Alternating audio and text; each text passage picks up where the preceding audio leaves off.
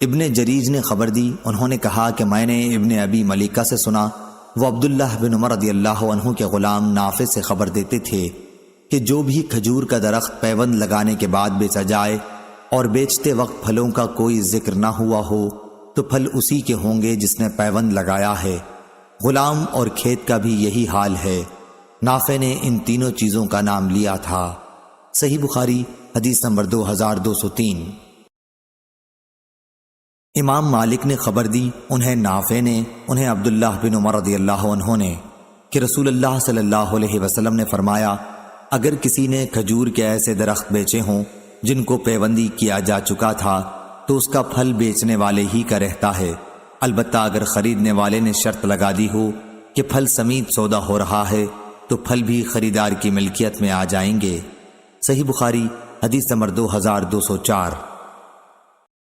لیث نے بیان کیا، ان سے نافع نے، ان سے عبداللہ بن عمر رضی اللہ عنہ نے بیان کیا کہ نبی کریم صلی اللہ علیہ وسلم نے مزابنہ سے منع فرمایا، یعنی باغ کے پھلوں کو اگر وہ کھجور ہیں تو ٹوٹی ہوئی کھجور کے بدلے ناپ کر بیچا جائے، اور اگر انگور ہیں تو اسے خشک انگور کے بدلے ناپ کر بیچا جائے، اور اگر وہ کھیتی ہے تو ناپ کر غلے کے بدلے بیچا جائے۔ آپ صلی اللہ علیہ وسلم نے ان تمام قسموں کے لین دین سے منع فرمایا ہے۔ صحیح بخاری حدیث نمبر 2205۔ لیث نے بیان کیا، ان سے نافع نے اور ان سے عبداللہ بن عمر رضی اللہ عنہ نے، کہ نبی کریم صلی اللہ علیہ وسلم نے فرمایا، جس شخص نے بھی کسی کھجور کے درخت کو پیوندی بنایا پھر اس درخت ہی کو بیچ دیا تو اس موسم کا پھل اسی کا ہوگا جس نے پیوندی کیا ہے، لیکن اگر خریدار نے پھلوں کی بھی شرط لگا دی ہے تو یہ امر دیگر ہے۔ صحیح بخاری حدیث نمبر 2206۔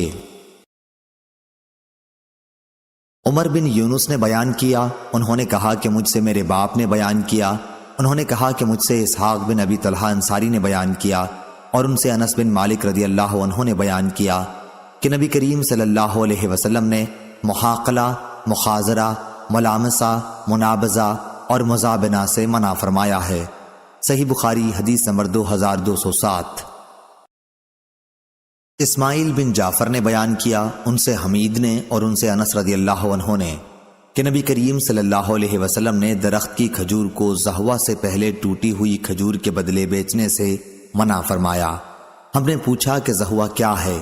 انہوں نے فرمایا کہ وہ پک کے سرخ ہو جائے یا زرد ہو جائے۔ تم ہی بتاؤ کہ اگر اللہ کے حکم سے پھل نہ آ سکا تو تم کس چیز کے بدلے اپنے بھائی خریدار کا مال اپنے لیے حلال کرو گے؟ صحیح بخاری حدیث نمبر 2208۔ ابو ایوانہ نے بیان کیا، ان سے ابو بشر نے، ان سے مجاہد نے اور ان سے عبداللہ بن عمر رضی اللہ عنہ نے، کہ میں رسول کریم صلی اللہ علیہ وسلم کی خدمت میں حاضر تھا۔ آپ صلی اللہ علیہ وسلم کھجور کا گابھا کھا رہے تھے۔ اسی وقت میں آپ نے فرمایا کہ درختوں میں ایک درخت مرد مومن کی مثال ہے۔ میرے دل میں آیا کہ کہوں کہ یہ کھجور کا درخت ہے، لیکن حاضرین میں ہی سب سے چھوٹی عمر کا تھا، اس لیے بطور ادب میں چپ رہا۔ پھر آپ صلی اللہ علیہ وسلم نے خود ہی فرمایا کہ وہ کھجور کا درخت ہے۔ صحیح بخاری حدیث نمبر 2209۔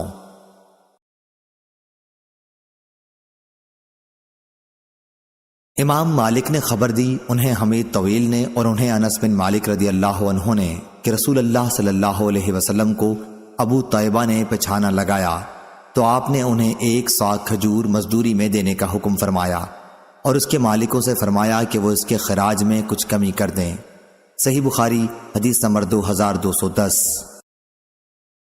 سفیان نے بیان کیا، ان سے ہشام نے، ان سے عروہ نے اور ان سے عائشہ رضی اللہ عنہا نے، کہ معاویہ رضی اللہ عنہ کی والدہ حضرت ہندہ رضی اللہ عنہا نے رسول کریم صلی اللہ علیہ وسلم سے کہا کہ ابو سفیان بخیل آدمی ہے، تو کیا اگر میں ان کے مال میں سے چھپا کر کچھ لے لیا کروں تو کوئی حرج ہے؟ آپ صلی اللہ علیہ وسلم نے فرمایا کہ تم اپنے لیے اور اپنے بیٹوں کے لیے نیک نیتی کے ساتھ اتنا لے سکتی ہو جو تم سب کے لیے کافی ہو جایا کرے۔ صحیح بخاری حدیث نمبر 2211۔ ہشام نے خبر دی، دوسری سند محمد نے بیان کیا، کہا کہ میں نے عثمان بن فرقد سے سنا، انہوں نے کہا کہ میں نے ہشام بن عروہ سے سنا، وہ اپنے باپ سے بیان کرتے تھے کہ انہوں نے عائشہ رضی اللہ عنہا سے سنا، وہ فرماتی تھیں کہ قرآن کی آیت جو شخص مالدار ہو وہ اپنی زیر پرورش یتیم کا مال ہضم کرنے سے اپنے کو بچائے، اور جو فقیر ہو وہ نیک نیتی کے ساتھ اس میں سے کھا لے۔ یہ آیت یتیموں کے ان سرپرستوں کے متعلق نازل ہوئی تھی جو ان کی اور ان کے مال کی نگرانی اور دیکھ بھال کرتے ہوں، کہ اگر وہ فقیر ہیں تو اس خدمت کے عوض نیک نیتی کے ساتھ اس میں سے کھا سکتے ہیں۔ صحیح بخاری حدیث نمبر 2212۔ معمر نے خبر دی، انہیں زہری نے، انہیں ابو سلمہ نے اور انہیں جابر رضی اللہ عنہ نے کہ رسول اللہ صلی اللہ علیہ وسلم نے شفاء کا حق ہر اس مال میں قرار دیا تھا جو تقسیم نہ ہوا ہو، لیکن جب اس کی حد بندی ہو جائے اور راستے بھی پھیر دیے جائیں تو اب شفاء کا حق باقی نہیں رہا۔ صحیح بخاری حدیث نمبر 2213۔ معمر نے بیان کیا، ان سے زاہری نے، ان سے ابو سلمہ بن عبد الرحمن نے اور ان سے حضرت جابر بن عبداللہ رضی اللہ عنہ نے بیان کیا کہ نبی کریم صلی اللہ علیہ وسلم نے ہر ایسے مال میں شفاء کا حق قائم رکھا جو تقسیم نہ ہوا ہو، لیکن جب اس کی حدود قائم ہو گئی ہوں اور راستہ بھی پھیر دیا گیا ہو تو اب شفاء کا حق باقی نہیں رہا۔ صحیح بخاری حدیث نمبر 2214۔ موسیٰ بن عقبہ نے خبر دی، انہیں نافع نے اور انہیں عبداللہ بن عمر رضی اللہ عنہ نے نبی کریم صلی اللہ علیہ وسلم سے کہ آپ صلی اللہ علیہ وسلم نے فرمایا، 3 شخص کہیں باہر جا رہے تھے کہ اچانک بارش ہونے لگی۔ انہوں نے ایک پہاڑ کے غار میں جا کر پناہ لی۔ اتفاق سے پہاڑ کی ایک چٹان اوپر سے لڑکی اور اس غار کے منہ کو بند کر دیا جس میں یہ تینوں پناہ لیے ہوئے تھے۔ اب ایک نے دوسرے سے کہا کہ اپنے سب سے اچھے عمل کا جو تم نے کبھی کیا ہو نام لے کر اللہ تعالیٰ سے دعا کرو۔ اس پر ان میں سے ایک نے یہ دعا کی، اے اللہ، میرے ماں باپ بہت ہی بوڑھے تھے، میں باہر لے جا کر اپنے مویشی چراتا تھا، پھر جب شام کو واپس آتا تو ان کا دودھ نکالتا اور برتن میں پہلے اپنے والدین کو پیش کرتا، جب میرے والدین پی چکتے تو پھر بچوں کو اور اپنی بیوی کو پلاتا۔ اتفاق سے ایک رات واپسی میں دیر ہو گئی اور جب میں گھر لوٹا تو والدین سو چکے تھے۔ اس نے کہا کہ پھر میں نے پسند نہیں کیا کہ انہیں جگاؤں، بچے میرے قدموں میں بھوکے پڑے رو رہے تھے، میں برابر دودھ کا پیالہ لیے والدین کے سامنے اسی طرح کھڑا رہا جہاں تک کہ صبح ہو گئی۔ اے اللہ، اگر تیرے نزدیک بھی میں نے یہ کام صرف تیری رضا حاصل کرنے کے لیے کیا تھا تو ہمارے لیے اس چٹان کو ہٹا کر اتنا راستہ تو بنا دے کہ ہم آسمان کو تو دیکھ سکیں۔ حضرت صلی اللہ علیہ وسلم نے فرمایا، چنانچہ وہ پتھر کچھ ہٹ گیا۔ دوسرے شخص نے دعا کی، اے اللہ، تو خوب جانتا ہے کہ مجھے اپنے چچا کی ایک لڑکی سے اتنی زیادہ محبت تھی جتنی ایک مرد کو کسی عورت سے ہو سکتی ہے۔ اس لڑکی نے کہا، تم مجھ سے اپنی خواہش اس وقت تک پوری نہیں کر سکتے جب تک مجھے 100 اشرفی نہ دے دو۔ میں نے ان کے حاصل کرنے کی کوشش کی اور آخر اتنی اشرفی جمع کر لی۔ پھر جب میں اس کی دونوں رانوں کے درمیان بیٹھا تو وہ بولی، اللہ سے ڈر اور مہر کو ناجائز طریقے پر نہ توڑ۔ اس پر میں کھڑا ہو گیا اور میں نے اسے چھوڑ دیا۔ اب اگر تیرے نزدیک بھی میں نے یہ عمل تیری ہی رضا کے لیے کیا تھا تو ہمارے لیے نکلنے کا راستہ بنا دے۔ حضرت صلی اللہ علیہ وسلم نے فرمایا، چنانچہ وہ پتھر 2/3 ہٹ گیا۔ تیسرے شخص نے دعا کی، اے اللہ، تو جانتا ہے کہ میں نے ایک مزدور سے ایک فرق جوار پر کام کرایا تھا، جب میں نے اس کی مزدوری اسے دے دی تو اس نے لینے سے انکار کر دیا۔ میں نے اس جوار کو لے کر بو دیا، کھیتی جب کٹی تو اس میں اتنی جوار پیدا ہوئی کہ اس میں سے میں نے ایک بیل اور ایک چرواہا خرید لیا۔ کچھ عرصے بعد پھر اس نے آ کر مزدوری مانگی کہ خدا کے بندے، مجھے میرا حق دے دے۔ میں نے کہا کہ اس بیل اور اس کے چرواہے کے پاس جاؤ کہ یہ تمہارے ہی ملک ہیں۔ اس نے کہا کہ مجھ سے مذاق کرتے ہو۔ میں نے کہا، میں مذاق نہیں کرتا، واقعی یہ تمہارے ہی ہیں۔ تو اے اللہ، اگر تیرے نزدیک یہ کام میں نے صرف تیری رضا حاصل کرنے کے لیے کیا تھا تو یہاں ہمارے لیے اس چٹان کو ہٹا کر راستہ بنا دے۔ چنانچہ وہ غار پورا کھل گیا اور وہ تینوں شخص باہر آ گئے۔ صحیح بخاری حدیث نمبر 2215۔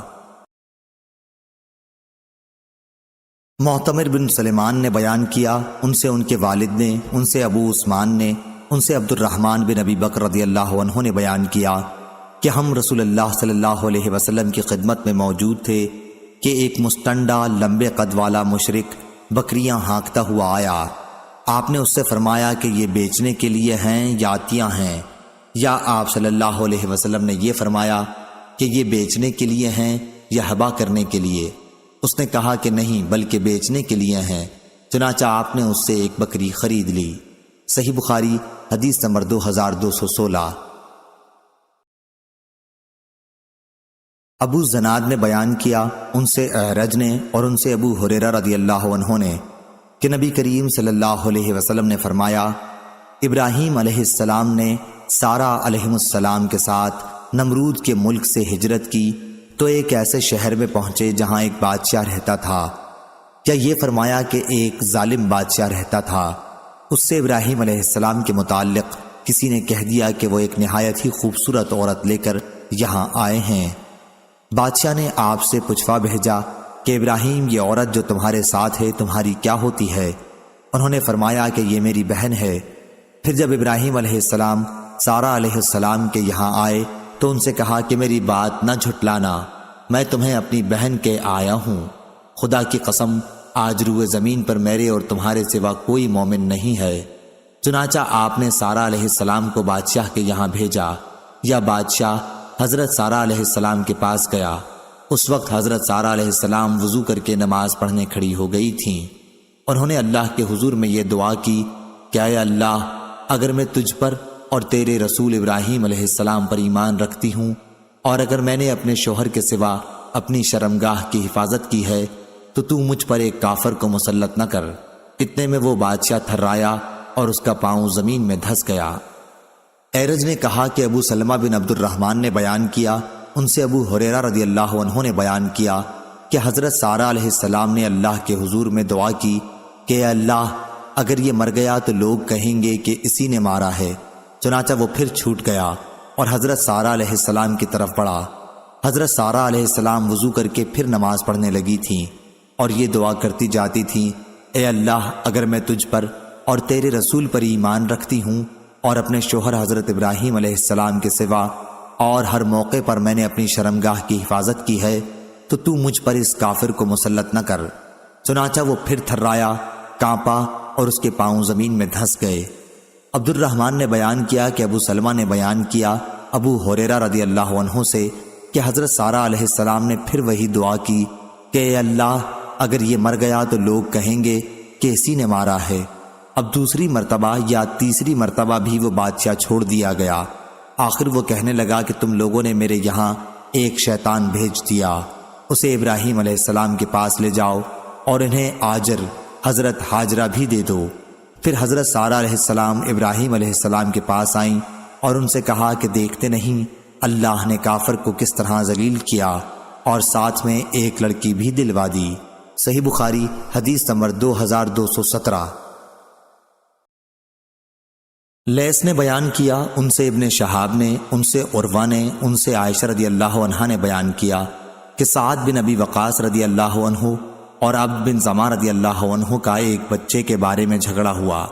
سعد رضی اللہ عنہ نے کہا کہ یا رسول اللہ صلی اللہ علیہ وسلم، یہ میرے بھائی عتبہ بن ابی وقاص کا بیٹا ہے، اس نے وصیت کی تھی کہ یہ اب اس کا بیٹا ہے، آپ خود میرے بھائی سے اس کی مشابہت دیکھ لیں۔ لیکن عبد بن زمہ رضی اللہ عنہ نے کہا کہ یا رسول اللہ صلی اللہ علیہ وسلم، یہ تو میرا بھائی ہے، میرے باپ کے بستر پر پیدا ہوا ہے اور اس کی باندی کے پیٹ کا ہے۔ حضرت صلی اللہ علیہ وسلم نے بچے کی صورت دیکھی تو صاف عتبہ سے ملتی تھی، لیکن آپ نے یہی فرمایا کہ اے عبد، یہ بچہ تیرے ہی ساتھ رہے گا، کیونکہ بچہ فراش کے تابع ہوتا ہے اور زانی کے حصے میں صرف پتھر ہے۔ اور اے سودا بنت زمہ رضی اللہ عنہا، اس لڑکے سے تو پردہ کیا کر۔ چنانچہ سودا رضی اللہ عنہا نے پھر اسے کبھی نہیں دیکھا۔ صحیح بخاری حدیث نمبر 2218۔ عبد الرحمن بن عوف رضی اللہ عنہ نے صہیب رضی اللہ عنہ سے کہا، اللہ سے ڈر اور اپنے باپ کے سوا کسی اور کا بیٹا نہ بن۔ صہیب رضی اللہ عنہ نے کہا کہ اگر مجھے اتنی دولت بھی مل جائے تو بھی میں یہ کہنا پسند نہیں کرتا، مگر واقعہ یہ ہے کہ میں تو بچپن ہی میں چرا لیا گیا تھا۔ صحیح بخاری حدیث نمبر 2219۔ حکیم بن حزام رضی اللہ عنہ نے خبر دی کہ انہوں نے پوچھا، یا رسول اللہ صلی اللہ علیہ وسلم، ان نیک کاموں کے متعلق آپ کا کیا حکم ہے جنہیں میں جاہلیت کے زمانے میں صلہ رحمی، غلام آزاد کرنے اور صدقہ دینے کے سلسلے میں کیا کرتا تھا، کیا ان اعمال کا بھی مجھے ثواب ملے گا؟ حضرت حکیم بن حزام رضی اللہ عنہ فرماتے ہیں کہ رسول اللہ صلی اللہ علیہ وسلم نے فرمایا، جتنی نیکیاں تم پہلے کر چکے ہو ان سب کے ساتھ اسلام لائے ہو۔ صحیح بخاری حدیث نمبر 2220۔ عبید اللہ بن عبداللہ نے خبر دی اور انہیں عبداللہ بن عباس رضی اللہ عنہ نے خبر دی کہ رسول اللہ صلی اللہ علیہ وسلم کا گزر ایک مردہ بکری پر ہوا۔ آپ نے فرمایا کہ اس کے چمڑے سے تم لوگوں نے کیوں نہیں فائدہ اٹھایا؟ صحابہ رضی اللہ عنہم نے عرض کیا کہ وہ تو مردار ہے۔ آپ نے فرمایا کہ مردار کا صرف کھانا منع ہے۔ صحیح بخاری حدیث نمبر 2221۔ لیث نے بیان کیا، ان سے ابن شہاب نے، ان سے ابن مسیب نے، اور انہوں نے ابو ہریرہ رضی اللہ عنہ کو یہ فرماتے سنا کہ رسول اللہ صلی اللہ علیہ وسلم نے فرمایا، اس ذات کی قسم جس کے ہاتھ میں میری جان ہے، وہ زمانہ آنے والا ہے جب ابن مریم عیسیٰ علیہ السلام تم میں ایک عادل اور منصف حاکم کی حیثیت سے اتریں گے۔ وہ صلیب کو توڑ ڈالیں گے، سوروں کو مار ڈالیں گے اور جزیہ کو ختم کر دیں گے۔ اس وقت مال کی اتنی زیادتی ہوگی کہ کوئی لینے والا نہ رہے گا۔ صحیح بخاری حدیث نمبر 2222۔ طاؤس نے خبر دی، انہوں نے ابن عباس رضی اللہ عنہ سے سنا، آپ فرماتے تھے کہ عمر رضی اللہ عنہ کو معلوم ہوا کہ فلاں شخص نے شراب فروخت کی ہے، تو آپ نے فرمایا کہ اسے اللہ تعالیٰ تباہ و برباد کر دے۔ کیا اسے معلوم نہیں کہ رسول اللہ صلی اللہ علیہ وسلم نے فرمایا تھا، اللہ تعالیٰ یہود کو برباد کرے کہ چربی ان پر حرام کی گئی تھی، لیکن ان لوگوں نے اسے پگھلا کر فروخت کیا۔ صحیح بخاری حدیث نمبر 2223۔ یونس نے خبر دی، انہیں ابن شہاب نے، کہ میں نے سعید بن مسیب سے سنا، انہوں نے ابو ہریرہ رضی اللہ عنہ سے، کہ رسول اللہ صلی اللہ علیہ وسلم نے فرمایا، اللہ یہودیوں کو تباہ کرے، ظالموں پر چربی حرام کر دی گئی تھی لیکن انہوں نے اسے بیچ کر اس کی قیمت کھائی۔ صحیح بخاری حدیث نمبر 2224۔ عوف بن ابی حمید نے خبر دی، انہیں سعید بن ابی حسن نے کہا کہ میں ابن عباس رضی اللہ عنہ کی خدمت میں حاضر تھا کہ ایک شخص ان کے پاس آیا اور کہا کہ اے ابو عباس، میں ان لوگوں میں سے ہوں جن کی روزی اپنے ہاتھ کی صنعت پر موقوف ہے اور میں یہ مورتیں بناتا ہوں۔ ابن عباس رضی اللہ عنہ نے اس پر فرمایا کہ میں تمہیں صرف وہی بات بتلاؤں گا جو میں نے رسول اللہ صلی اللہ علیہ وسلم سے سنی ہے۔ انہوں نے کہا کہ میں نے آپ صلی اللہ علیہ وسلم کو یہ فرماتے سنا تھا کہ جس نے بھی کوئی مورت بنائی تو اللہ تعالیٰ اسے اس وقت تک عذاب کرتا رہے گا جب تک وہ شخص اپنی مورت میں جان نہ ڈال دے، اور وہ کبھی اس میں جان نہیں ڈال سکتا۔ یہ سن کر اس شخص کا سانس چڑھ گیا اور چہرہ زرد پڑ گیا۔ ابن عباس رضی اللہ عنہ نے فرمایا کہ افسوس، اگر تم مورتیں بنانا ہی چاہتے ہو تو ان درختوں کی اور ہر اس چیز کی جس میں جان نہیں ہے مورتیں بنا سکتے ہو۔ ابو عبداللہ امام بخاری نے کہا کہ سعید بن ابی عروبہ نے نضر بن انس سے صرف یہی ایک حدیث سنی ہے۔ صحیح بخاری حدیث نمبر 2225۔ اعمش نے بیان کیا، ان سے ابو زحا نے، ان سے مسروق نے، ان سے عائشہ رضی اللہ عنہا نے بیان کیا کہ جب سورہ بقرہ کی تمام آیتیں نازل ہو چکیں تو نبی کریم صلی اللہ علیہ وسلم باہر تشریف لائے اور فرمایا کہ شراب کی سوداگری حرام قرار دی گئی ہے۔ صحیح بخاری حدیث نمبر 2226۔ یحییٰ بن سلیم نے بیان کیا، ان سے اسماعیل بن امیہ نے، ان سے سعید بن ابی سعید نے، اور ان سے ابو ہریرہ رضی اللہ عنہ نے کہ رسول اللہ صلی اللہ علیہ وسلم نے فرمایا، اللہ تعالیٰ کا ارشاد ہے کہ 3 طرح کے لوگ ایسے ہوں گے جن کا قیامت کے دن میں مدعی بنوں گا۔ ایک وہ شخص جس نے میرے نام پر عہد کیا اور وہ توڑ دیا، وہ شخص جس نے کسی آزاد انسان کو بیچ کر اس کی قیمت کھائی، اور وہ شخص جس نے کوئی مزدور اجرت پر رکھا، اس سے پوری طرح کام لیا لیکن اس کی مزدوری نہیں دی۔ صحیح بخاری حدیث نمبر 2227۔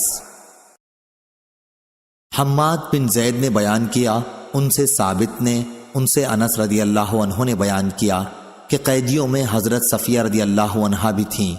پہلے تو وہ وحیہ کلبی رضی اللہ عنہ کو ملی، پھر نبی کریم صلی اللہ علیہ وسلم کے نکاح میں آئیں۔ صحیح بخاری حدیث نمبر 2228۔ ابن محیریز نے خبر دی اور انہیں ابو سعید خدری رضی اللہ عنہ نے خبر دی کہ وہ نبی کریم صلی اللہ علیہ وسلم کی خدمت میں حاضر تھے۔ ایک انصاری صحابی نے نبی کریم صلی اللہ علیہ وسلم سے پوچھا کہ یا رسول اللہ، لڑائی میں ہم لونڈیوں کے پاس جمع کے لیے جاتے ہیں، ہمارا ارادہ انہیں بیچنے کا بھی ہوتا ہے، تو آپ عزل کر لینے کے متعلق کیا فرماتے ہیں؟ اس پر آپ صلی اللہ علیہ وسلم نے فرمایا، اچھا تم لوگ ایسا کرتے ہو، اگر تم ایسا نہ کرو پھر بھی کوئی حرج نہیں، اس لیے کہ جس روح کی بھی پیدائش اللہ تعالیٰ نے قسمت میں لکھ دی ہے وہ پیدا ہو کر ہی رہے گی۔ صحیح بخاری حدیث نمبر 2229۔ اسماعیل نے بیان کیا، ان سے سلمہ بن کہیل نے، ان سے عطا نے اور ان سے جابر رضی اللہ عنہ نے بیان کیا، نبی کریم صلی اللہ علیہ وسلم نے مدبر غلام بیچا تھا۔ صحیح بخاری حدیث نمبر 2230۔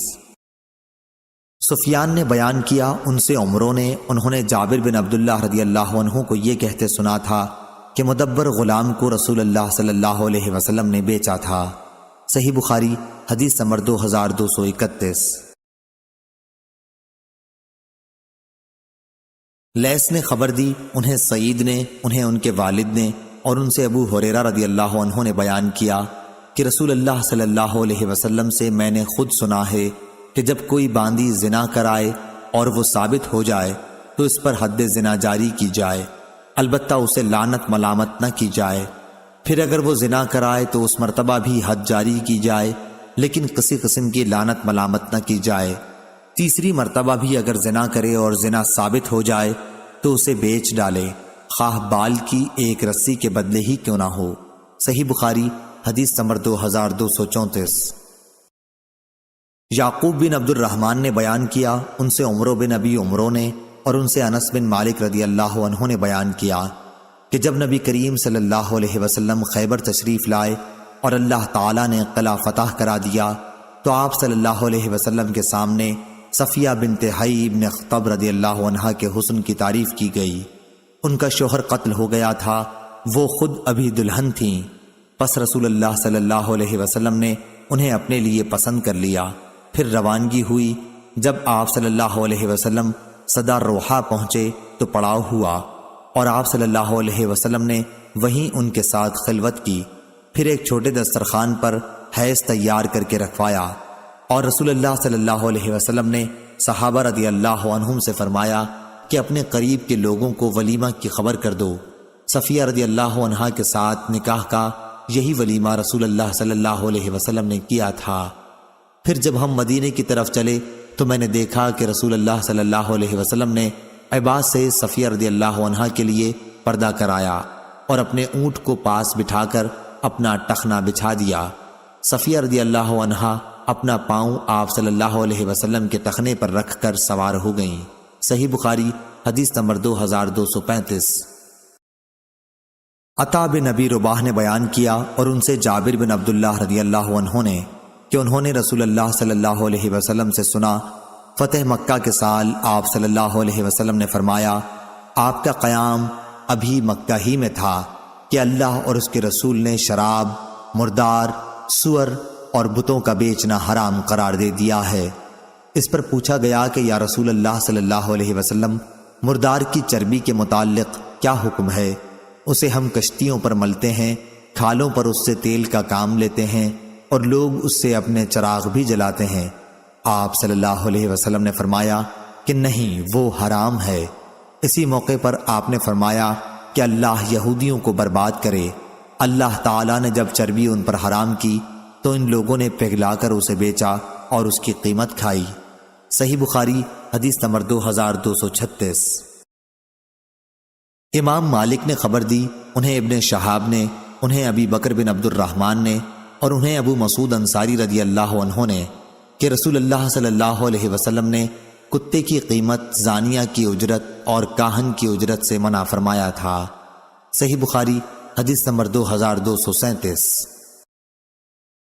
عون بن ابی جحیفہ نے خبر دی، کہا کہ میں نے اپنے والد کو دیکھا کہ ایک پچنا لگانے والے غلام کو خرید رہے ہیں اور ان کے پچنا لگانے کے آلات توڑنے کا حکم دیا۔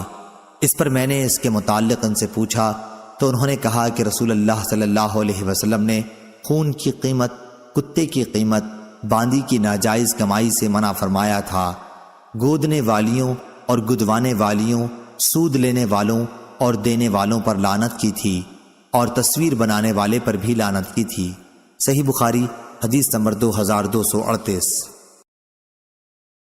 ابن ابی نجیح نے خبر دی، انہیں عبداللہ بن کثیر نے، انہیں ابو منہال نے اور ان سے ابن عباس رضی اللہ عنہ نے بیان کیا کہ جب نبی کریم صلی اللہ علیہ وسلم مدینہ تشریف لائے تو مدینہ کے لوگ پھلوں میں 1 سال یا 2 سال کے لیے بیع سلم کرتے تھے، یا انہوں نے یہ کہا کہ 2 سال اور 3 سال کے لیے کرتے تھے۔ شک اسماعیل کو ہوا تھا۔ حضرت صلی اللہ علیہ وسلم نے فرمایا کہ جو شخص بھی کھجور میں بیع سلم کرے اسے مقررہ پیمانے یا مقررہ وزن کے ساتھ کرنی چاہیے۔ ہم سے محمد نے بیان کیا، کہا کہ ہم کو اسماعیل نے خبر دی، ان سے ابن ابی نجیح نے بیان کیا کہ بیع سلم مقررہ پیمانے اور مقررہ وزن میں ہونی چاہیے۔ صحیح بخاری حدیث نمبر 2239۔ سفیان بن عینہ نے خبر دی، انہیں ابن ابی نجیح نے خبر دی، انہیں عبداللہ بن کثیر نے، انہیں ابو منہال نے اور ان سے حضرت عبداللہ بن عباس رضی اللہ عنہ نے بیان کیا کہ جب رسول اللہ صلی اللہ علیہ وسلم مدینہ تشریف لائے تو لوگ کھجور میں 2 اور 3 سال تک کے لیے بیع سلم کرتے تھے۔ آپ صلی اللہ علیہ وسلم نے انہیں ہدایت فرمائی کہ جسے کس چیز کی بیع سلم کرنی ہے اسے مقررہ وزن اور مقررہ مدت کے لیے ٹھہرا کر کرے۔ صحیح بخاری حدیث نمبر 2240۔ سفیان نے بیان کیا، ان سے ابی نجیح نے، ان سے عبداللہ بن کثیر نے اور ان سے ابو منہال نے بیان کیا کہ میں نے حضرت عبداللہ بن عباس رضی اللہ عنہ سے سنا، انہوں نے فرمایا کہ نبی کریم صلی اللہ علیہ وسلم مدینہ تشریف لائے اور آپ نے فرمایا کہ مقررہ وزن اور مقررہ مدت تک کے لیے بیع سلم ہونی چاہیے۔ صحیح بخاری حدیث نمبر 2241۔ عمروں نے خبر دی، انہوں نے کہا کہ میں نے ابو البختری طائی سے سنا، انہوں نے کہا کہ میں نے ابن عباس رضی اللہ عنہ سے کھجور کے درخت میں بیع سلم کے متعلق پوچھا تو آپ نے فرمایا کہ درخت پر پھل کو بیچنے سے حضرت صلی اللہ علیہ وسلم نے اس وقت تک کے لیے منع فرمایا تھا جب تک وہ کھانے کے قابل نہ ہو جائے یا اس کا وزن نہ کیا جا سکے۔ ایک شخص نے پوچھا کہ کیا چیز وزن کی جائے گی؟ اس پر ابن عباس رضی اللہ عنہ کے قریب ہی بیٹھے ہوئے ایک شخص نے کہا کہ مطلب یہ ہے کہ اندازہ کرنے کے قابل ہو جائے۔ اور معاذ نے بیان کیا، ان سے شعبہ نے بیان کیا، ان سے عمروں نے کہ ابو البختری نے کہا کہ میں نے ابن عباس رضی اللہ عنہ سے سنا کہ نبی کریم صلی اللہ علیہ وسلم نے منع کیا تھا، پھر یہی حدیث کو بیان کیا۔ صحیح بخاری حدیث نمبر 2246۔ اعمش نے بیان کیا، ان سے ابراہیم نے، ان سے اسود نے بیان کیا، ان سے ام المومنین حضرت عائشہ صدیقہ رضی اللہ عنہا نے بیان کیا کہ رسول اللہ صلی اللہ علیہ وسلم نے ایک یہودی سے ادھار غلہ خریدا اور اپنی لوہے کی زرہ اس کے پاس گروی رکھی۔ صحیح بخاری حدیث نمبر 2251۔ اعمش نے بیان کیا، انہوں نے کہا کہ ہم نے ابراہیم نخعی کے سامنے بیع سلم میں گروی رکھنے کا ذکر کیا تو انہوں نے کہا ہم سے اسود نے بیان کیا اور ان سے عائشہ رضی اللہ عنہا نے بیان کیا کہ نبی کریم صلی اللہ علیہ وسلم نے ایک یہودی سے ایک مقررہ مدت کے لیے غلہ خریدا اور اس کے پاس اپنی لوہے کی زرہ گروی رکھ دی تھی۔ صحیح بخاری حدیث نمبر 2252۔ سفیان بن عینہ نے بیان کیا، ان سے ابن ابی نجیح نے، ان سے عبداللہ بن کثیر نے، ان سے ابو المنہال نے اور ان سے حضرت عبداللہ بن عباس رضی اللہ عنہ نے بیان کیا کہ جب نبی کریم صلی اللہ علیہ وسلم مدینہ تشریف لائے تو لوگ پھلوں میں 2 اور 3 سال تک کے لیے بیع سلم کیا کرتے تھے۔ آپ صلی اللہ علیہ وسلم نے انہیں ہدایت کی کہ پھلوں میں بیع سلم مقررہ پیمانے اور مقررہ مدت کے لیے کیا کرو۔ اور عبداللہ بن ولید نے کہا ہم سے سفیان بن عینہ نے کہا ان سے ابن ابی نجیح نے بیان کیا۔ اس روایت میں یوں ہے کہ پیمانے اور وزن کی تعین کے ساتھ بیع سلم ہونی چاہیے۔ صحیح بخاری حدیث نمبر 2253۔ عبداللہ رضی اللہ عنہ نے بیان کیا کہ لوگ اونٹ وغیرہ حمل ہونے کی مدت تک کے لیے بیچتے تھے۔ نبی کریم صلی اللہ علیہ وسلم نے اس سے منع فرمایا۔ نافع نے حبل الجبلہ کی تفسیر یہ کی یہاں تک کہ اونٹنی کے پیٹ میں جو کچھ ہے وہ اسے جن لے۔ صحیح بخاری حدیث نمبر 2256۔ جابر بن عبداللہ رضی اللہ عنہ نے بیان کیا کہ رسول اللہ صلی اللہ علیہ وسلم نے ہر اس چیز میں شفعہ کا حق دیا تھا جو ابھی تقسیم نہ ہوئی ہو، لیکن جب حدود مقرر ہو گئیں اور راستے بدل دیے گئے تو پھر حق شفعہ باقی نہیں رہتا۔ صحیح بخاری حدیث نمبر 2257۔ ابراہیم بن میسرہ نے خبر دی، انہیں عمرو بن شرید نے کہا کہ میں نے سعد بن ابی وقاص رضی اللہ عنہ کے پاس کھڑا تھا کہ مسعود بن مخرمہ رضی اللہ عنہ تشریف لائے اور اپنا ہاتھ میرے شانے پر رکھا۔ اتنے میں نبی کریم صلی اللہ علیہ وسلم کے غلام ابو رافع رضی اللہ عنہ بھی آ گئے اور فرمایا کہ اے سعد، تمہارے قبیلے میں جو میرے 2 گھر ہیں انہیں تم خرید لو۔ سعد رضی اللہ عنہ بولے کہ بخدا میں تو انہیں نہیں خریدوں گا۔ اس پر مسعود رضی اللہ عنہ نے فرمایا کہ نہیں جی، تمہیں خریدنا ہوگا۔ سعد رضی اللہ عنہ نے فرمایا کہ پھر میں 4000 سے زیادہ نہیں دے سکتا، اور وہ بھی قسط وار۔ ابو رافع رضی اللہ عنہ نے فرمایا کہ مجھے 500 دینار ان کے مل رہے ہیں۔ اگر میں نے رسول اللہ صلی اللہ علیہ وسلم کی زبان سے یہ نہ سنا ہوتا کہ پڑوسی اپنے پڑوس کا زیادہ حقدار ہے تو میں ان گھروں کو 4000 پر تمہیں ہرگز نہ دیتا، جبکہ مجھے 500 دینار ان کے مل رہے ہیں۔ چنانچہ وہ دونوں گھر ابو رافع رضی اللہ عنہ نے سعد رضی اللہ عنہ کو دے دیے۔ صحیح بخاری حدیث نمبر 2258۔ ابو عمران نے بیان کیا، کہا کہ میں نے طلحہ بن عبداللہ سے سنا اور ان سے عائشہ رضی اللہ عنہا نے بیان کیا کہ میں نے پوچھا یا رسول اللہ صلی اللہ علیہ وسلم، میرے 2 پڑوسی ہیں، میں ان دونوں میں سے کس کے پاس ہدیہ بھیجوں؟ آپ صلی اللہ علیہ وسلم نے فرمایا کہ جس کا دروازہ تجھ سے زیادہ قریب ہو۔ صحیح بخاری حدیث نمبر 2259۔ ابو بردہ عامر نے خبر دی اور انہیں ان کے باپ ابو موسیٰ اشعری رضی اللہ عنہ نے کہ رسول اللہ صلی اللہ علیہ وسلم نے فرمایا، امانت دار خزانچی جو اس کو حکم دیا جائے اس کے مطابق دل کی فراخی کے ساتھ صدقہ ادا کر دے، وہ بھی ایک صدقہ کرنے والوں ہی میں سے ہے۔ صحیح بخاری حدیث نمبر 2260۔ ابو بردہ نے بیان کیا اور ان سے ابو موسیٰ اشعری رضی اللہ عنہ نے کہ میں رسول کریم صلی اللہ علیہ وسلم کی خدمت میں آیا، میرے ساتھ میرے قبیلے اشعر کے 2 مرد اور بھی تھے۔ میں نے کہا کہ مجھے نہیں معلوم کہ یہ دونوں صاحبان حاکم بننے کے طلبگار ہیں۔ اس پر آپ نے فرمایا کہ جو شخص حاکم بننے کا خود خواہش مند ہو اسے ہم ہرگز حاکم نہیں بنائیں گے۔ یہاں راوی کو شک ہے کہ حضرت صلی اللہ علیہ وسلم نے لفظ لن یا لفظ لا استعمال فرمایا۔ صحیح بخاری حدیث نمبر 2261۔ عمرو بن یحییٰ نے بیان کیا، ان سے ان کے دادا سعید بن عمرو نے اور ان سے ابو ہریرہ رضی اللہ عنہ نے کہ نبی کریم صلی اللہ علیہ وسلم نے فرمایا، اللہ تعالیٰ نے کوئی ایسا نبی نہیں بھیجا جس نے بکریاں نہ چرائی ہوں۔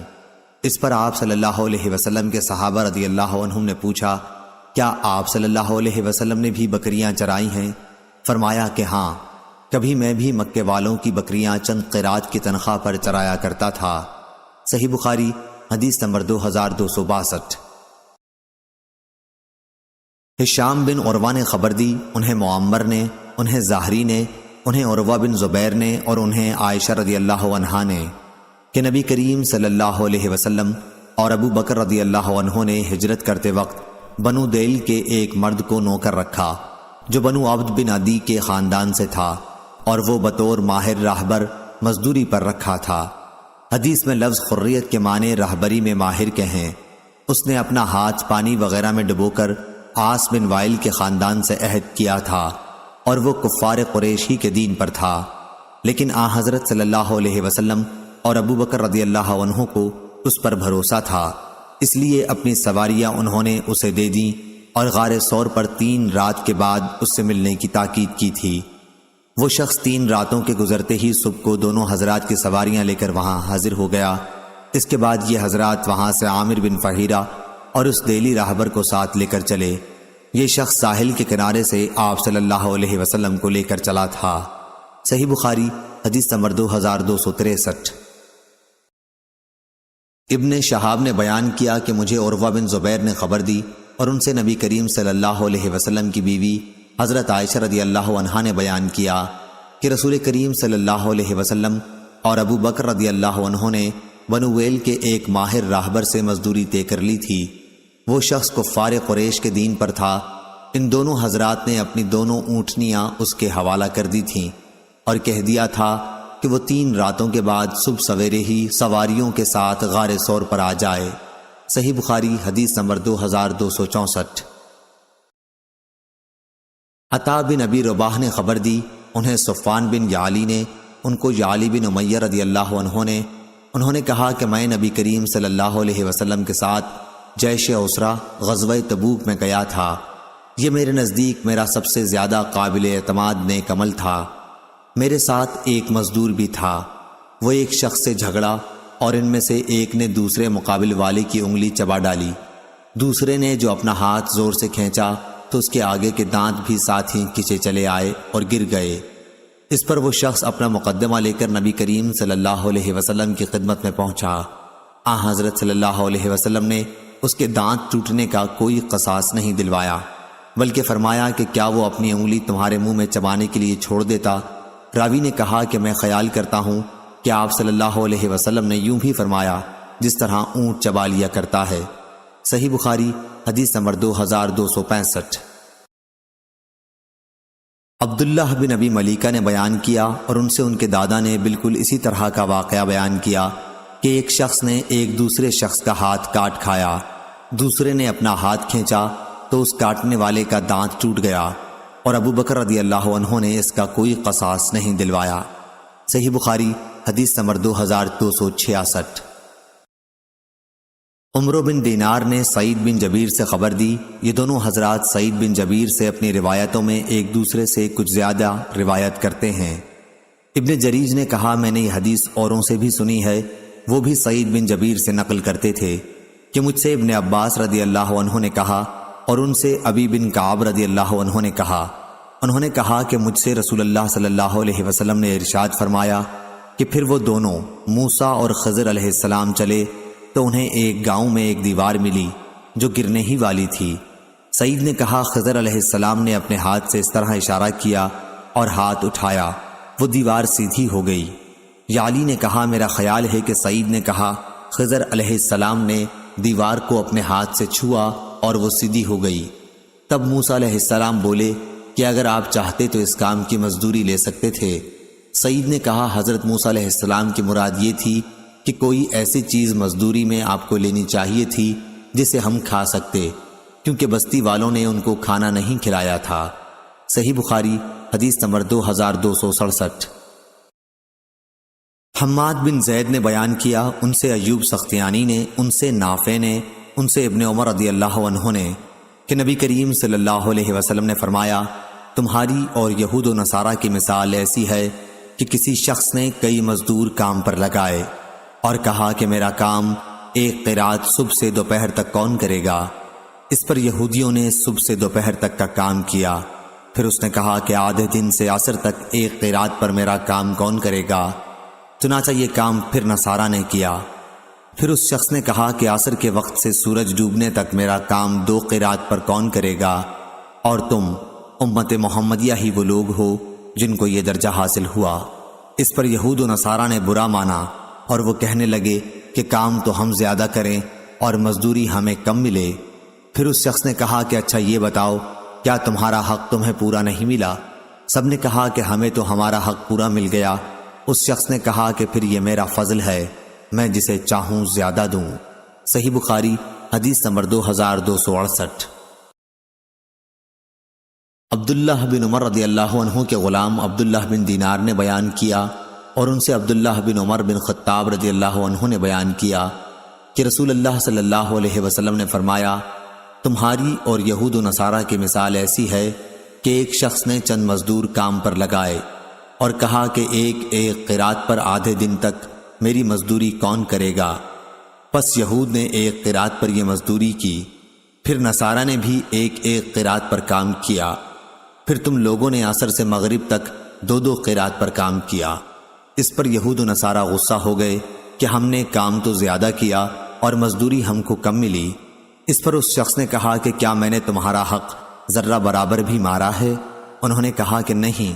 پھر اس شخص نے کہا کہ یہ میرا فضل ہے، جسے چاہوں زیادہ دیتا ہوں۔ صحیح بخاری حدیث نمبر 2269۔ یحییٰ بن سلیم نے بیان کیا، ان سے اسماعیل بن امیہ نے، ان سے سعید بن ابی سعید نے اور ان سے ابو ہریرہ رضی اللہ عنہ نے کہ نبی کریم صلی اللہ علیہ وسلم نے بتلایا کہ اللہ تعالیٰ کا فرمان ہے کہ 3 قسم کے لوگ ایسے ہیں کہ جن کا قیامت میں خود مدعی بنوں گا۔ ایک تو وہ شخص جس نے میرے نام پہ عہد کیا اور پھر وعدہ خلافی کی، دوسرا وہ جس نے کسی آزاد آدمی کو بیچ کر اس کی قیمت کھائی، اور تیسرا وہ شخص جس نے کسی کو مزدور کیا، پھر کام تو اس سے پورا لیا لیکن اس کی مزدوری نہ دی۔ صحیح بخاری حدیث نمبر 2270۔ ابو اسامہ نے بیان کیا، ان سے برید بن عبداللہ نے، ان سے ابو بردہ نے اور ان سے ابو موسیٰ اشعری رضی اللہ عنہ نے کہ نبی کریم صلی اللہ علیہ وسلم نے فرمایا، مسلمانوں کی اور یہود و نصارہ کی مثال ایسی ہے کہ ایک شخص نے چند آدمیوں کو مزدور کیا کہ یہ سب اس کا ایک کام صبح سے رات تک مقررہ اجرت پر کریں۔ چنانچہ کچھ لوگوں نے یہ کام دوپہر تک کیا، پھر کہنے لگے کہ ہمیں تمہاری اس مزدوری کی ضرورت نہیں ہے جو تم نے ہم سے طے کی ہے، بلکہ جو کام ہم نے کر دیا وہ بھی غلط رہا۔ اس پر اس شخص نے کہا کہ ایسا نہ کرو، اپنا کام پورا کر لو اور اپنی پوری مزدوری لے جاؤ، لیکن انہوں نے انکار کر دیا اور کام چھوڑ کر چلے گئے۔ آخر اس نے دوسرے مزدور لگائے اور ان سے کہا کہ باقی دن پورا کر لو تو میں تمہیں وہی مزدوری دوں گا جو پہلے مزدوروں سے طے کی تھی۔ چنانچہ انہوں نے کام شروع کیا، لیکن عصر کی نماز کا وقت آیا تو انہوں نے بھی یہی کہا کہ ہم نے جو تمہارا کام کر دیا ہے وہ بالکل بیکار رہا، وہ مزدوری بھی تم اپنے پاس ہی رکھو جو تم نے ہم سے طے کی تھی۔ اس شخص نے ان کو سمجھایا کہ اپنا باقی کام پورا کر لو، دن بھی اب تھوڑا ہی باقی رہ گیا ہے، لیکن وہ نہ مانے۔ آخر اس شخص نے دوسرے مزدور لگائے کہ یہ دن کا جو حصہ باقی رہ گیا ہے اس میں یہ کام کر دیں۔ چنانچہ ان لوگوں نے سورج غروب ہونے تک دن کے بقیہ حصے میں کام پورا کیا، اور پہلے اور دوسرے مزدوروں کی مزدوری بھی سب انہی کو ملی۔ تو مسلمانوں کی اور اس نور کی جس کو انہوں نے قبول کیا یہی مثال ہے۔ صحیح بخاری حدیث نمبر 2271۔ سالم بن عبداللہ نے بیان کیا، ان سے عبداللہ بن عمر رضی اللہ عنہ نے بیان کیا کہ میں نے نبی کریم صلی اللہ علیہ وسلم سے سنا، آپ صلی اللہ علیہ وسلم نے فرمایا کہ پہلی امت کے 3 آدمی کہیں سفر میں جا رہے تھے۔ رات ہونے پر رات گزارنے کے لیے انہوں نے ایک پہاڑ کے غار میں پناہ لی اور اس میں اندر داخل ہو گئے۔ اتنے میں پہاڑ سے ایک چٹان لڑکی اور اس نے غار کا منہ بند کر دیا۔ سب نے کہا کہ اب اس غار سے تمہیں کوئی چیز نکالنے والی نہیں سوائے اس کے کہ تم سب اپنے سب سے زیادہ اچھے عمل کو یاد کر کے اللہ تعالیٰ سے دعا کرو۔ اس پر ان میں سے ایک شخص نے اپنی دعا شروع کی کہ اے اللہ، میرے ماں باپ بہت بوڑھے تھے اور میں روزانہ ان سے پہلے گھر میں کسی کو بھی دودھ نہیں پلاتا تھا، نہ اپنے بال بچوں کو اور نہ اپنے غلام وغیرہ کو۔ ایک دن مجھے ایک چیز کی تلاش میں رات ہو گئی اور جب میں گھر واپس ہوا تو وہ میرے ماں باپ سو چکے تھے۔ پھر میں نے ان کے لیے شام کا دودھ نکالا، جب ان کے پاس لایا تو وہ سوئے ہوئے تھے۔ مجھے یہ بات ہرگز اچھی معلوم نہیں ہوئی کہ ان سے پہلے اپنے بال بچوں یا اپنے کسی غلام کو دودھ پلاؤں، اس لیے میں ان کے سرہانے کھڑا رہا۔ دودھ کا پیالہ میرے ہاتھ میں تھا اور میں ان کے جاگنے کا انتظار کر رہا تھا، یہاں تک کہ صبح ہو گئی۔ اب میرے ماں باپ جاگے اور انہوں نے اپنا شام کا دودھ اس وقت پیا۔ اے اللہ، اگر میں نے یہ کام محض تیری رضا حاصل کرنے کے لیے کیا تھا تو اس چٹان کی آفت کو ہم سے ہٹا دے۔ اس دعا کے نتیجے میں وہ غار تھوڑا سا کھل گیا، مگر نکلنا اب بھی ممکن نہ تھا۔ رسول کریم صلی اللہ علیہ وسلم نے فرمایا کہ پھر دوسرے نے دعا کی، اے اللہ، میرے چچا کی ایک لڑکی تھی جو سب سے زیادہ مجھے محبوب تھی، میں نے اس کے ساتھ برا کام کرنا چاہا لیکن اس نے نہ مانا۔ اسی زمانے میں 1 سال قحط پڑا تو وہ میرے پاس آئی۔ میں نے اسے 120 دینار اس شرط پر دیے کہ وہ خلوت میں مجھ سے برا کام کرائے، چنانچہ وہ راضی ہو گئی۔ اب میں اس پر قابو پا چکا تھا، لیکن اس نے کہا کہ تمہارے لیے میں جائز نہیں کرتی کہ اس مہر کو تم حق کے بغیر توڑو۔ یہ سن کر میں اپنے برے ارادے سے باز آ گیا اور وہاں سے چلا آیا، حالانکہ وہ مجھے سب سے بڑھ کر محبوب تھی، اور میں نے اپنا دیا ہوا سونا بھی واپس نہیں لیا۔ اے اللہ، اگر یہ کام میں نے صرف تیری رضا کے لیے کیا تھا تو ہماری اس مصیبت کو دور کر دے۔ چنانچہ چٹان ذرا سی اور کھسکی، لیکن اب بھی اس سے باہر نہیں نکلا جا سکتا تھا۔ نبی کریم صلی اللہ علیہ وسلم نے فرمایا، اور تیسرے شخص نے دعا کی، اے اللہ، میں نے چند مزدور کیے تھے، پھر سب کو ان کی مزدوری پوری دے دی، مگر ایک مزدور ایسا نکلا کہ وہ اپنی مزدوری ہی چھوڑ گیا۔ میں نے اس کی مزدوری کو کاروبار میں لگا دیا اور بہت کچھ نفع حاصل ہو گیا۔ پھر کچھ دنوں کے بعد وہی مزدور میرے پاس آیا اور کہنے لگا، اللہ کے بندے، مجھے میری مزدوری دے دے۔ میں نے کہا، یہ جو کچھ تو دیکھ رہا ہے، اونٹ، گائے، بکری اور غلام، یہ سب تمہاری مزدوری ہی ہے۔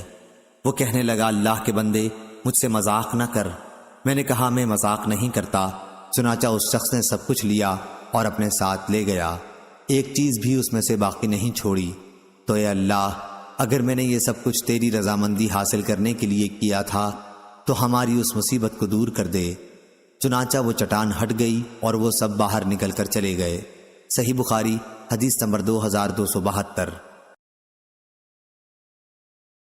اعمش نے بیان کیا، ان سے شفیق نے اور ان سے ابو مسعود انصاری رضی اللہ عنہ نے، کہ رسول کریم صلی اللہ علیہ وسلم نے جب ہمیں صدقہ کرنے کا حکم دیا تو بعض لوگ بازاروں میں جا کر بوجھ اٹھاتے، جن سے ایک مد مزدوری ملتی، وہ اس میں سے بھی صدقہ کرتے۔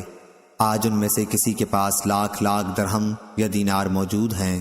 شفیق نے کہا، ہمارا خیال ہے کہ ابو مسعود رضی اللہ عنہ نے کسی سے اپنے ہی تئیں مراد لیا تھا۔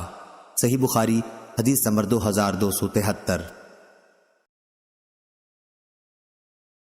عبد الواحد بن زیاد نے بیان کیا، ان سے معمر نے بیان کیا، ان سے ابن طاؤس نے، ان سے ان کے باپ نے، اور ان سے ابن عباس رضی اللہ عنہ نے، کہ نبی کریم صلی اللہ علیہ وسلم نے تجارتی قافلوں سے منڈی سے آگے جا کر ملاقات کرنے سے منع فرمایا تھا، اور یہ کہ شہری دیہاتی کا مال نہ بیچیں۔ میں نے پوچھا، اے ابن عباس رضی اللہ عنہ، شہری دیہاتی کا مال نہ بیچیں کا کیا مطلب ہے؟ انہوں نے فرمایا کہ مراد یہ ہے کہ ان کے دلال نہ بنے۔ صحیح بخاری حدیث نمبر 2274۔ خباب بن ارت رضی اللہ عنہ نے بیان کیا، انہوں نے کہا کہ میں لوہار تھا، میں نے عاص بن وائل مشرک کا کام کیا۔ جب میری بہت سی مزدوری اس کے سر چڑھ گئی تو میں اس کے پاس تقاضا کرنے آیا۔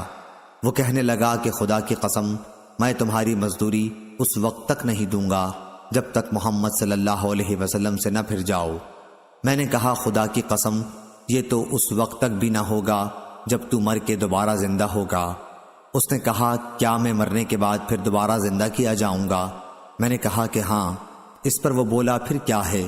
وہیں میرے پاس مال اور اولاد ہوگی اور وہیں میں تمہارا قرض ادا کر دوں گا۔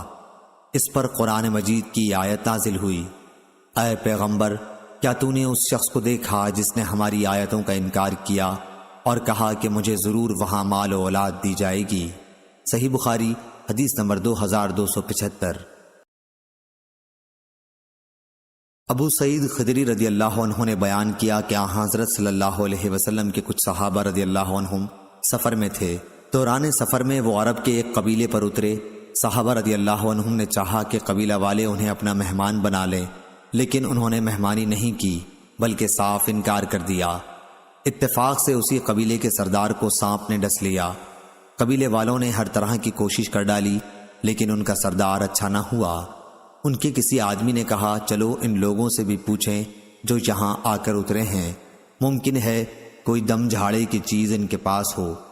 چنانچہ قبیلے والے ان کے پاس آئے اور کہا کہ بھائیو، ہمارے سردار کو سانپ نے ڈس لیا ہے، اس کے لیے ہم نے ہر قسم کی کوشش کر ڈالی لیکن کچھ فائدہ نہ ہوا، کیا تمہارے پاس کوئی چیز دم کرنے کی ہے؟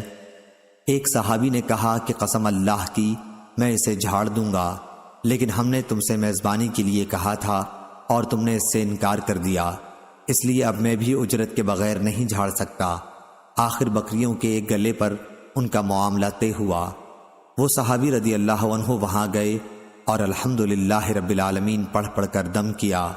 ایسا معلوم ہوا جیسے کسی کی رسی کھول دی گئی ہو۔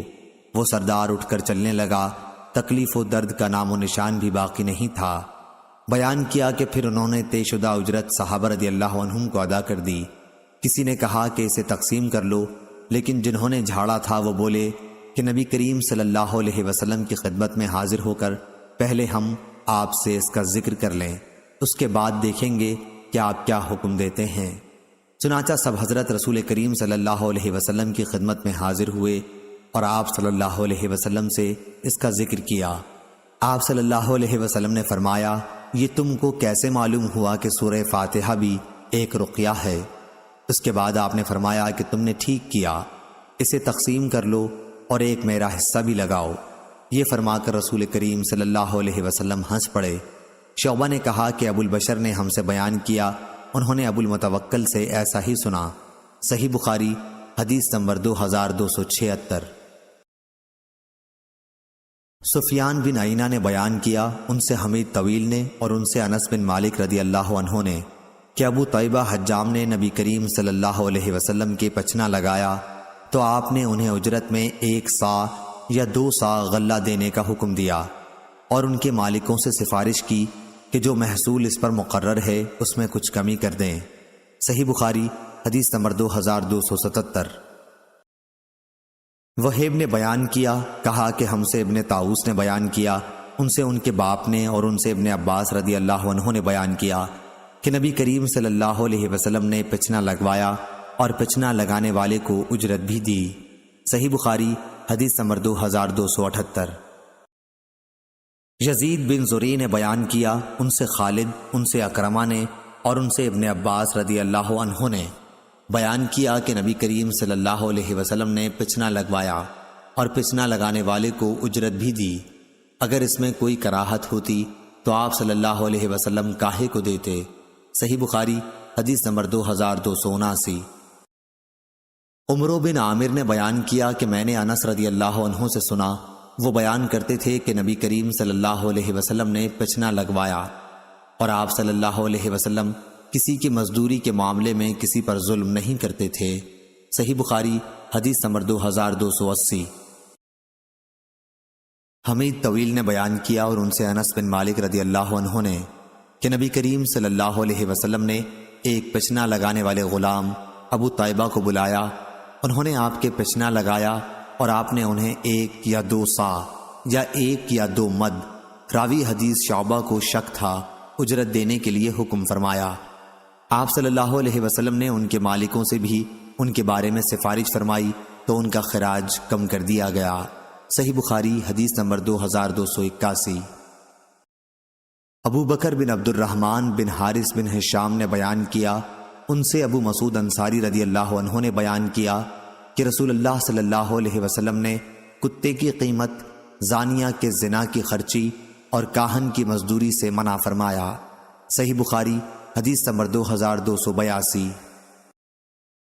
محمد بن جحادہ نے بیان کیا، ان سے ابو حازم نے اور ان سے ابو ہریرہ رضی اللہ عنہ نے کہ نبی صلی اللہ علیہ وسلم نے باندیوں کی زنا کی کمائی سے منع فرمایا تھا۔ صحیح بخاری حدیث نمبر 2283۔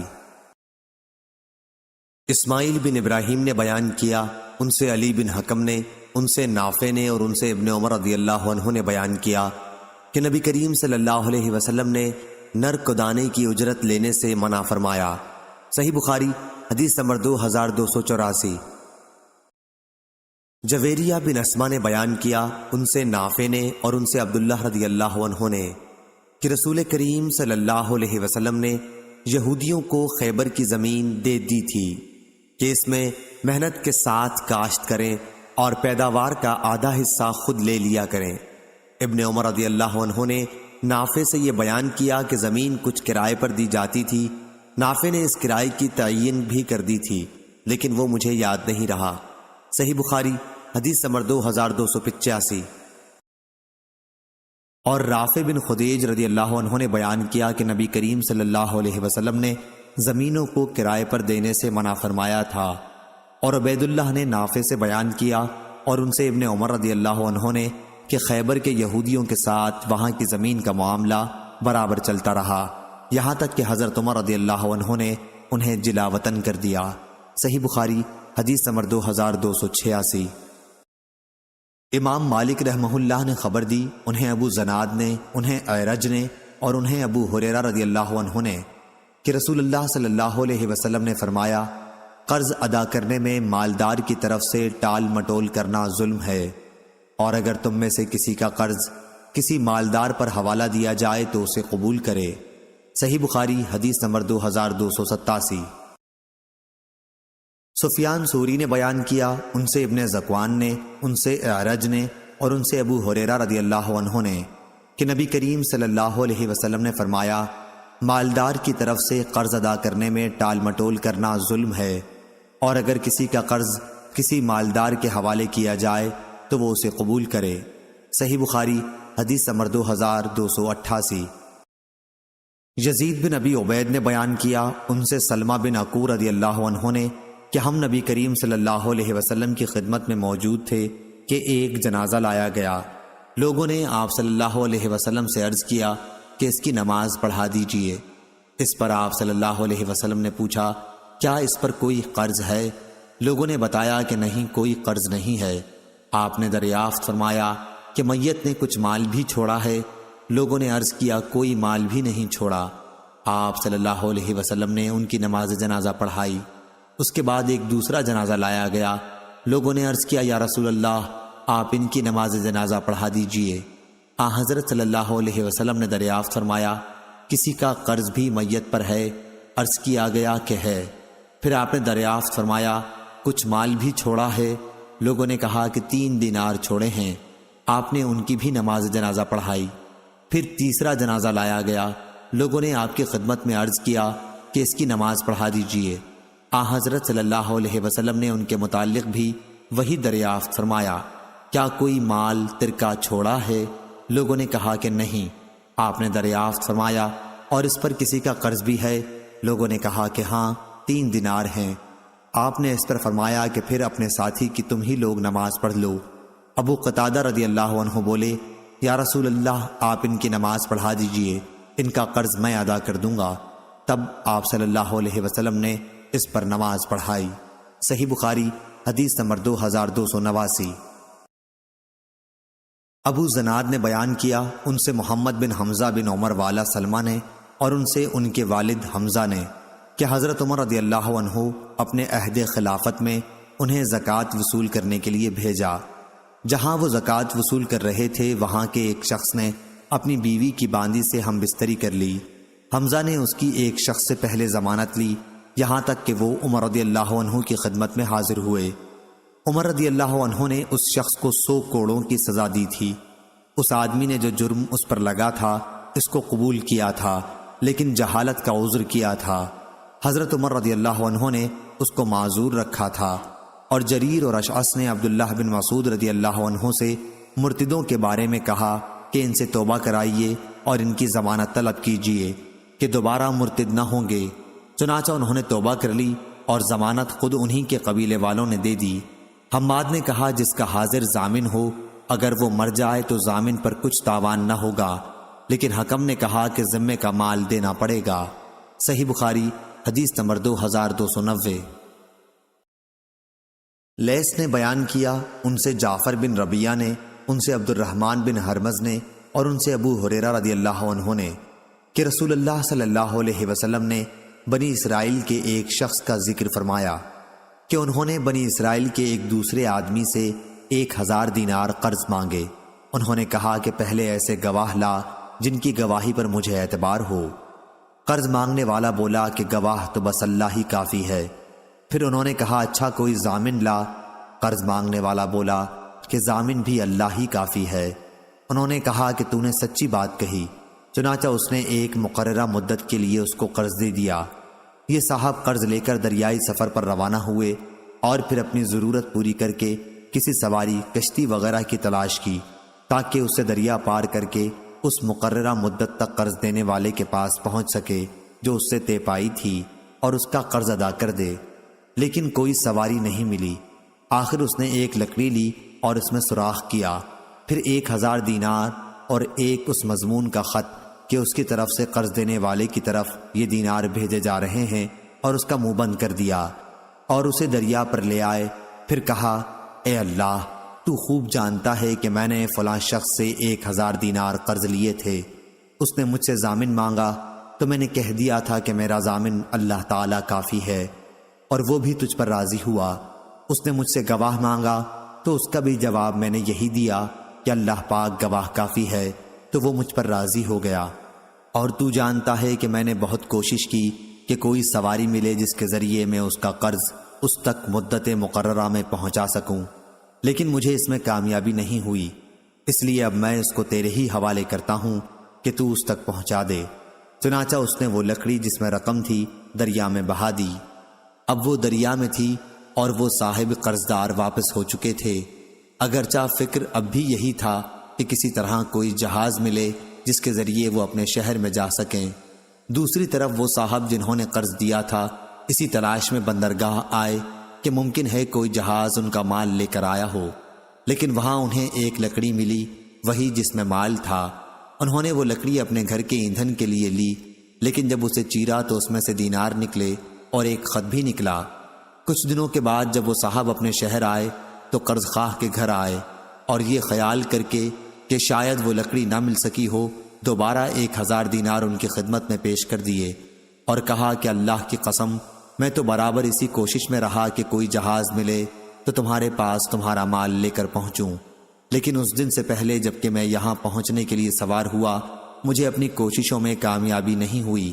پھر انہوں نے پوچھا، اچھا یہ تو بتاؤ کہ کوئی چیز کبھی تم نے میرے نام بھیجی تھی؟ مقروض نے جواب دیا، بتا تو رہا ہوں آپ کو کہ کوئی جہاز مجھے اس جہاز سے پہلے نہیں ملا جس سے میں آج پہنچا ہوں۔ اس پر قرض خواہ نے کہا کہ پھر اللہ نے بھی آپ کا وہ قرض ادا کر دیا جسے آپ نے لکڑی میں بھیجا تھا۔ چنانچہ وہ صاحب اپنا 1000 دینار لے کر خوش خوش واپس لوٹ گئے۔ صحیح بخاری حدیث نمبر 2291۔ ابو اسامہ نے بیان کیا، ان سے ادریس نے، ان سے طلحہ بن مصرف نے، ان سے سعید بن جبیر نے اور ان سے ابن عباس رضی اللہ عنہ نے کہ قرآن مجید کی آیت لِكُلٍّ جَعَلْنَا مَوَالِيَ کے متعلق ابن عباس رضی اللہ عنہ نے فرمایا کہ موالی کے معنی ورثے کے ہیں۔ وَالَّذِينَ عَقَدَتْ ایمانکم کا قصہ یہ ہے کہ مہاجرین جب مدینہ آئے تو مہاجر انصار کا ترکہ پاتے تھے اور انصاری کے ناطہ داروں کو کچھ نہ ملتا، اس بھائی پنے کی وجہ سے جو نبی کریم صلی اللہ علیہ وسلم کی قائم ہوئی تھی۔ پھر جب آیت وَلِكُلٍّ جَعَلْنَا مَوَالِيَ نازل ہوئی تو پہلی آیت وَالَّذِينَ عَقَدَتْ أَيْمَانُكُمْ منسوخ ہو گئی، سوائے امداد، تعاون اور خیرخواہی کے۔ البتہ میراث کا حکم جو انصار و مہاجرین کے درمیان مواخات کی وجہ سے تھا وہ منسوخ ہو گیا، اور وصیت جتنی چاہے کی جا سکتی ہے، جیسی اور شخصوں کے لیے بھی ہو سکتی ہے۔ تہائی ترکے میں سے وصیت کی جا سکتی ہے جس کا نفاذ کیا جائے گا۔ صحیح بخاری حدیث نمبر 2292۔ اسماعیل بن جعفر نے بیان کیا، ان سے حمید نے اور ان سے انس رضی اللہ عنہ نے کہ جب عبد الرحمن بن عوف رضی اللہ عنہ ہمارے یہاں آئے تھے تو رسول اللہ صلی اللہ علیہ وسلم نے ان کا بھائی چارہ سعد بن ربی رضی اللہ عنہ سے کرایا تھا۔ صحیح بخاری حدیث نمبر 2293۔ عاصم بن سلیمان نے بیان کیا، کہا کہ میں نے انس رضی اللہ عنہ سے پوچھا، کیا آپ کو یہ بات معلوم نہیں کہ نبی کریم صلی اللہ علیہ وسلم نے ارشاد فرمایا تھا اسلام میں جاہلیت والے غلط قسم کے عہد و پیمان نہیں ہیں؟ تو انہوں نے کہا کہ نبی کریم صلی اللہ علیہ وسلم نے خود انصار اور قریش کے درمیان میرے گھر میں عہد و پیمان کرایا تھا۔ صحیح بخاری حدیث نمبر 2294۔ ابو عاصم نے بیان کیا، ان سے یزید بن ابی عبید نے، ان سے سلمہ بن عقور رضی اللہ عنہ نے کہ نبی کریم صلی اللہ علیہ وسلم کے یہاں نماز پڑھنے کے لیے کسی کا جنازہ آیا۔ آپ نے دریافت فرمایا، کیا اس میت پر کسی کا قرض تھا؟ لوگوں نے کہا کہ نہیں۔ آپ نے ان کی نماز جنازہ پڑھا دی۔ پھر ایک اور جنازہ آیا، آپ نے دریافت فرمایا، میت پر کسی کا قرض تھا؟ لوگوں نے کہا ہاں تھا۔ یہ سن کر آپ نے فرمایا کہ پھر اپنے ساتھی کی تم ہی نماز پڑھ لو۔ ابو قتادہ رضی اللہ عنہ نے عرض کیا، یا رسول اللہ صلی اللہ علیہ وسلم، ان کا قرض میں ادا کر دوں گا۔ تب آپ صلی اللہ علیہ وسلم نے ان کی نماز جنازہ پڑھائی۔ صحیح بخاری حدیث نمبر 2295۔ عمرو بن دینار نے بیان کیا، انہوں نے محمد بن علی باقر سے سنا اور ان سے جابر بن عبداللہ رضی اللہ عنہ نے بیان کیا کہ نبی کریم صلی اللہ علیہ وسلم نے فرمایا، اگر بحرین سے جزیہ کا مال آیا تو میں تمہیں اس طرح دونوں لب بھر بھر کر دوں گا، لیکن بحرین سے مال نبی کریم صلی اللہ علیہ وسلم کی وفات تک نہیں آیا۔ پھر جب اس کے بعد وہاں سے مال آیا تو ابو بکر رضی اللہ عنہ نے اعلان کرا دیا کہ جس سے بھی نبی کریم صلی اللہ علیہ وسلم کا کوئی وعدہ ہو یا آپ پر کسی کا قرض ہو وہ ہمارے یہاں آ جائے۔ چنانچہ میں حاضر ہوا اور میں نے عرض کیا کہ نبی کریم صلی اللہ علیہ وسلم نے مجھ سے یہ وہ باتیں فرمائی تھیں، جسے سن کر حضرت ابو بکر رضی اللہ عنہ نے مجھے ایک لب بھر کر دیا۔ میں نے اسے شمار کیا تو وہ 500 کی رقم تھی۔ پھر فرمایا کہ اس کی دگنا اور لے لو۔ صحیح بخاری حدیث نمبر 2296۔ عروہ بن زبیر نے خبر دی کہ نبی کریم صلی اللہ علیہ وسلم کی زوجہ مطہرہ حضرت عائشہ رضی اللہ عنہا نے بیان کیا کہ میں نے جب سے ہوش سنبھالا تو اپنے والدین کو اسی دین اسلام کا پیروکار پایا۔ اور ابو صالح سلیمان نے بیان کیا کہ مجھ سے عبداللہ بن مبارک نے بیان کیا، ان سے یونس نے اور ان سے زہری نے بیان کیا کہ مجھے عروہ بن زبیر نے خبر دی، اور ان سے عائشہ رضی اللہ عنہا نے بیان کیا کہ میں نے جب ہوش سنبھالا تو اپنے والدین کو دین اسلام کا پیروکار پایا۔ کوئی دن ایسا نہیں گزرتا تھا جب رسول اللہ صلی اللہ علیہ وسلم ہمارے یہاں صبح و شام دونوں وقت تشریف نہ لاتے ہوں۔ پھر جب مسلمانوں کو بہت زیادہ تکلیف ہونے لگی تو ابو بکر رضی اللہ عنہ نے بھی ہجرت حبشہ کا ارادہ کیا۔ جب آپ برق الغماد پہنچے تو وہاں آپ کی ملاقات قارہ کے سردار مالک بن دغنہ سے ہوئی۔ اس نے پوچھا، ابو بکر کہاں کا ارادہ ہے؟ ابو بکر رضی اللہ عنہ نے اس کا جواب یہ دیا کہ میری قوم نے مجھے نکال دیا ہے اور اب تو یہی ارادہ ہے کہ اللہ کی زمین میں سیر کروں اور اپنے رب کی عبادت کرتا رہوں۔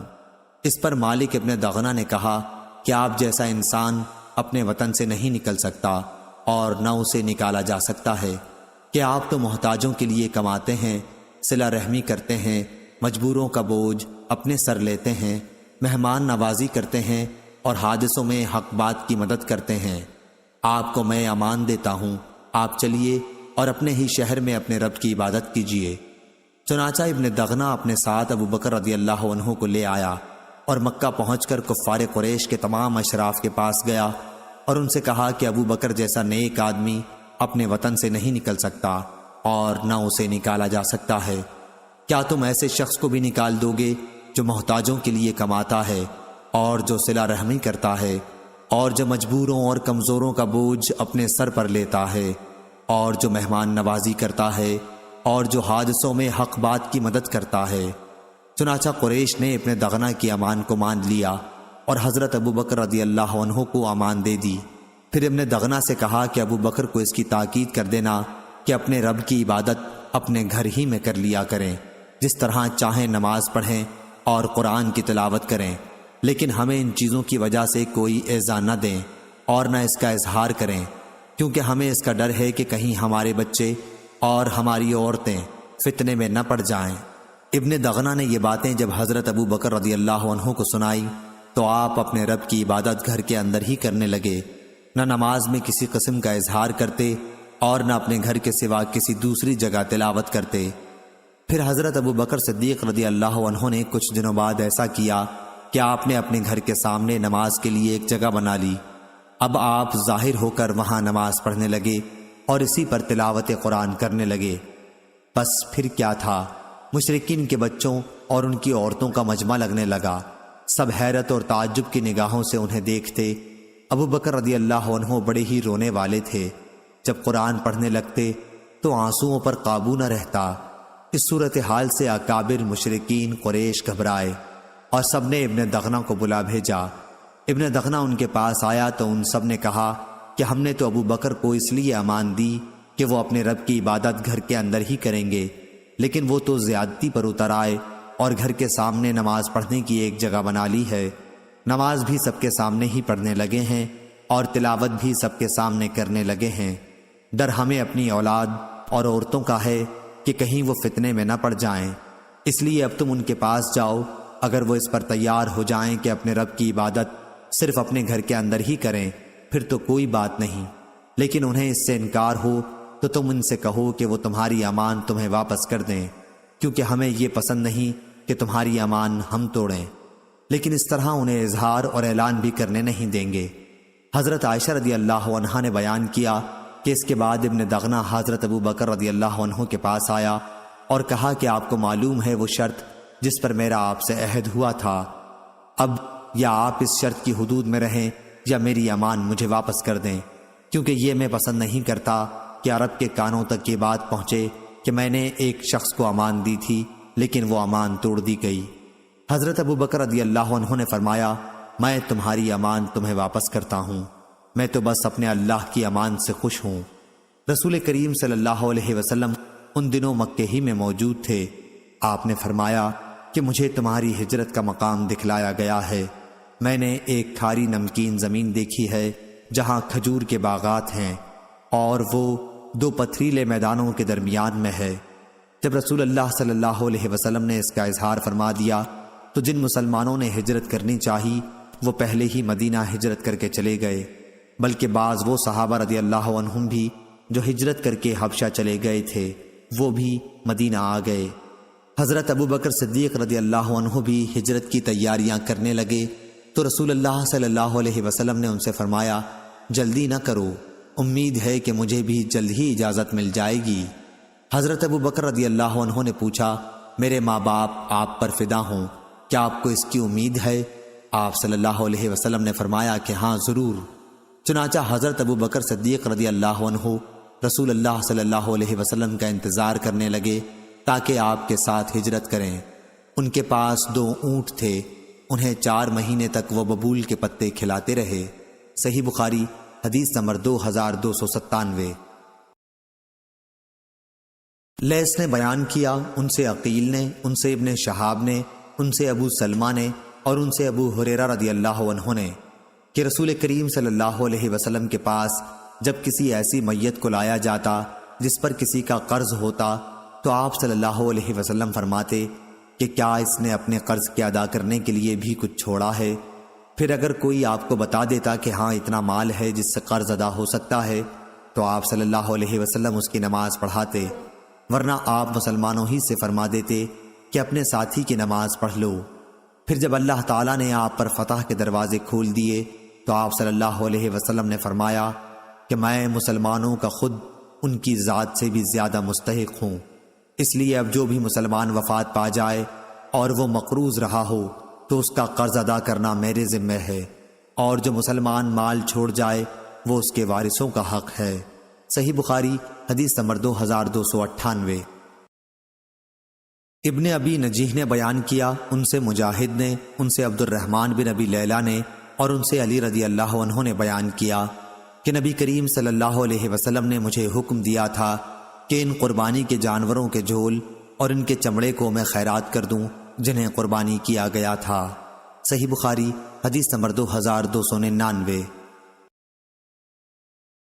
لیث نے بیان کیا، ان سے یزید نے، ان سے ابو الخیر نے اور ان سے عقبہ بن عامر رضی اللہ عنہ نے کہ نبی کریم صلی اللہ علیہ وسلم نے کچھ بکریاں ان کے حوالے کی تھیں تاکہ صحابہ رضی اللہ عنہم میں ان کو تقسیم کر دیں۔ ایک بکری کا بچہ باقی رہ گیا، جب اس کا ذکر انہوں نے حضرت صلی اللہ علیہ وسلم سے کیا تو آپ نے فرمایا کہ اس کی تو قربانی کر لے۔ صحیح بخاری حدیث نمبر 2300۔